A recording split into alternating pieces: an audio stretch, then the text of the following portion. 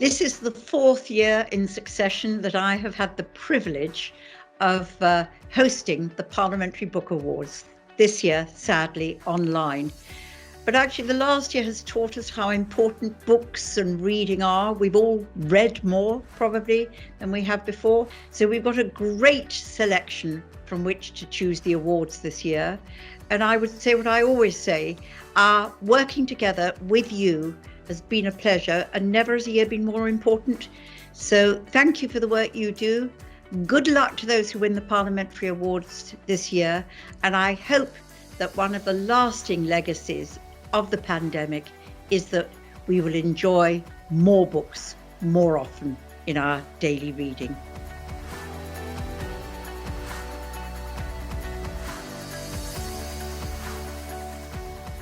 I'm Dan Jarvis, and I'm absolutely delighted, if not a little bit surprised, to have won this year's Parliamentary Book Award for the memoir, autobiography and biog section for my book, Long Way Home.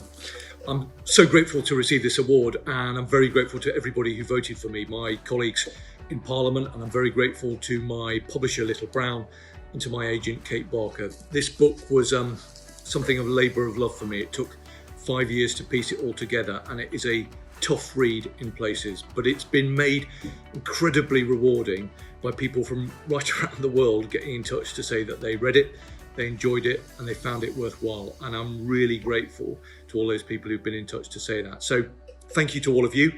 Thank you to everybody who voted for me, and thank you again for this award. I'm really pleased. Thank you.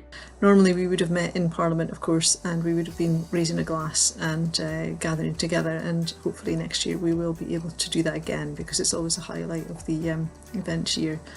So thanks to our colleagues at the Publishers Association, my colleagues at the Booksellers Association, and just a brief word on booksellers.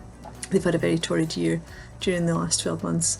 The High Street has obviously been massively compromised by COVID restrictions, and many of our members have been shut for almost half of the last 12 months. So it's been incredibly challenging.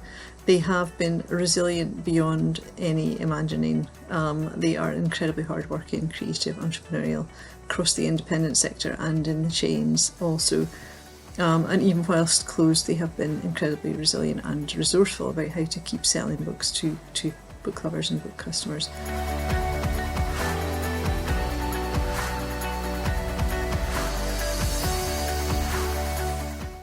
I'm really chuffed to have won this award. It's brilliant. Thank you very, very much, especially because it was voted for by members of the House of Commons and members of the House of Lords.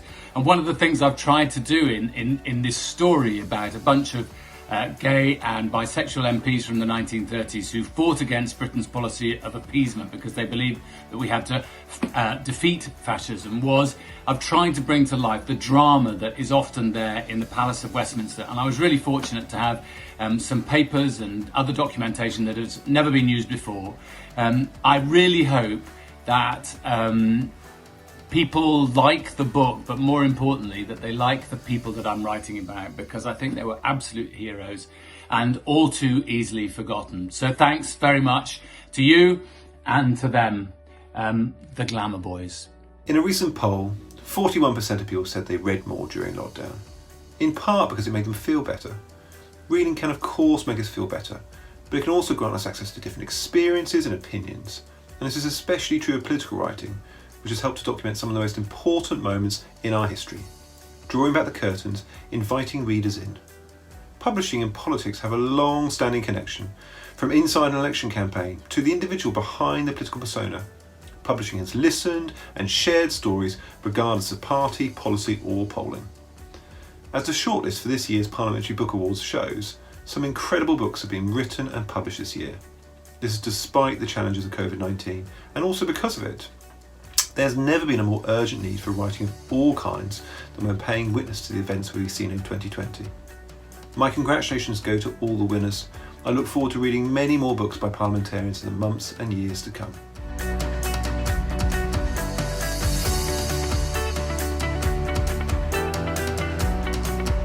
Hello, I'm Iain Dale, and I would really like to thank the Booksellers Association and the Publishers Association for enabling this award to take place this year, albeit remotely.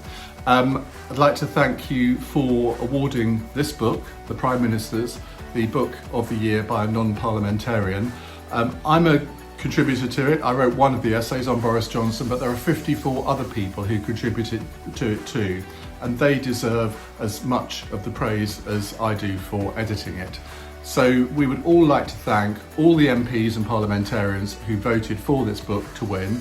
It's an absolute honour, because I think all of you who voted for it probably understand one of the reasons why I wanted to put it together, to celebrate the 300th anniversary of the office of Prime Minister in April next year. I hope you think we've done a good job, and it's a really great honour for all of us to be acknowledged in this way. So thank you very much indeed.